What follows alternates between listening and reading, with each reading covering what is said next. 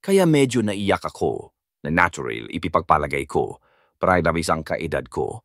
At pagkatapos kong makapagpahinga at kumuha ako ng basket at nagsimulang pumunta sa pinakasuktulan ng bilog kung saan ang mga bituin malapit sa lupa at makukuha ko sila gamit ang aking mga kamay na mas mabuti sa bagay dahil malalambingan ko silang ipunin noon at hindi upang sirain ang mga ito. Pero mas malayo pa ang naisip ko at sa huli kinailangan kong isuko ito. Pagod na pagod ako, hindi ko maihakbang ang aking mga paa sa isa pang hakbang. At bukod pa doon, sobrang mahapdi at masakit. Hindi ako nakauwi, masyadong malayo at malamig, ngunit may nakita akong ilang tigre at matatagpuan sa gitna nila na pinaka-ibig komportable at ang kanilang hininga ay matamis at kaaya-aya dahil nakatira sila sa mga presa. Hindi pa ako nakakita ng tigre, ngunit kilala ko sila sa isang minuto sa pamamagitan ng mga guhitan. Kung maaari kong magkaroon ng isa sa mga balat na iyon, gagawa ito ng magandang toga. Ngayon nakakakuha ako ng mas mahusay na mga ideya tungkol sa distansya. Sabik na sabik ako upang hawakan ang bawat magandang bagay na kilig kung hinawakan para dito. Minsan ito ay masyadong malayo at kung minsan ay 6 pulgada lang ang layo ngunit tila isang paasayang may mga tinik sa pagitan. May natutunan akong leksyon, gumawa din ako ng aksyon sa buong isip ko sa unang pagkakataon. Ang gasgas na eksperimento ay umiiwas sa tinik. Sa tingin ko, ito ay isang napakahusay para sa isang napakabata pa lamang. Sinundan ko ang iba pang eksperimento sa paligid kahapon ng hapon sa malayo upang makita kung para saan ito, kung kaya ko, pero hindi ko nagawang mapansin. Sa tingin ko, ito ay isang lalaki. Wala pa akong nakitang lalaki pero parang isa at pakiramdam ko sigurado ako na iyon talaga. Napagtanto ko na mas nakaramdam ako ng pagkamausisa tungkol dito kaysa sa alinman sa iba pang reptilya. Kung ito ay isang reptilya,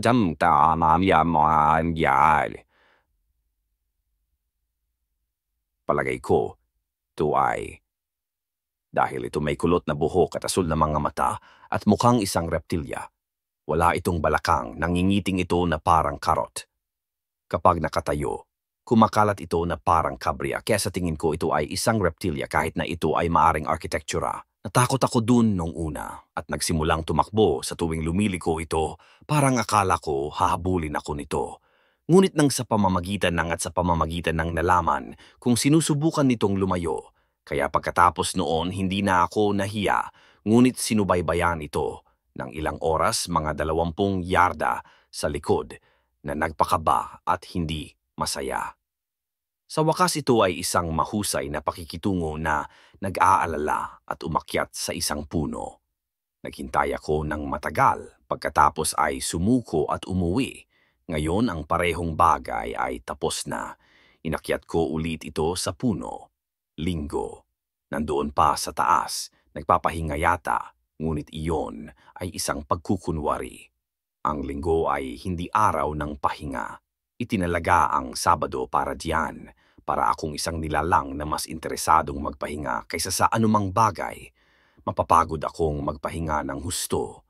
Napapagod akong umupo at bantayan ang puno. Nagtataka ako kung para saan ito. Hindi ko nakikitang gumawa ng kahit ano. Pinalikan nila ang buwan kagabi at tuwang-tuwa ako. Sa tingin ko, ito ay napakatapat sa kanila.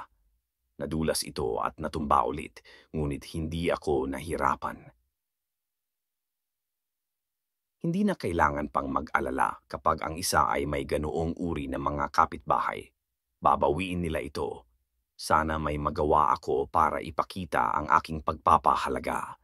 Gusto ko magpadala sa kanila ng mga bituin dahil meron tayong higit pa sa magagamit natin. Ang ibig kong sabihin ay ako. Hindi tayo, dahil nakikita ko ang reptilya ay walang pakialam sa mga ganoong bagay. Ito ay may mababang panlasa at hindi mabait.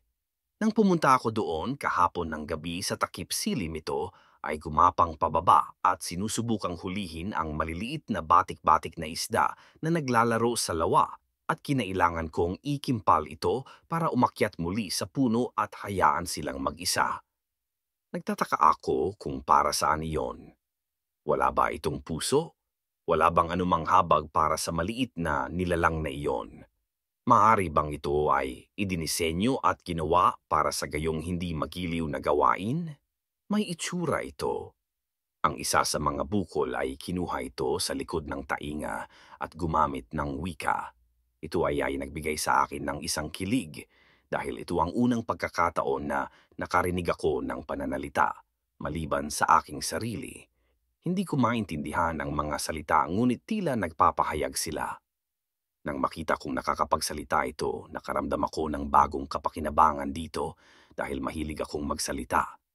Nagsasalita ako buong araw at sa aking pagtulog din at ako ay lubhang kawili-wili. Ngunit kung mayroon akong isa pang kausap ay maaring 2 beses akong mas kawili-wili at kailanman titigil kung ninanais.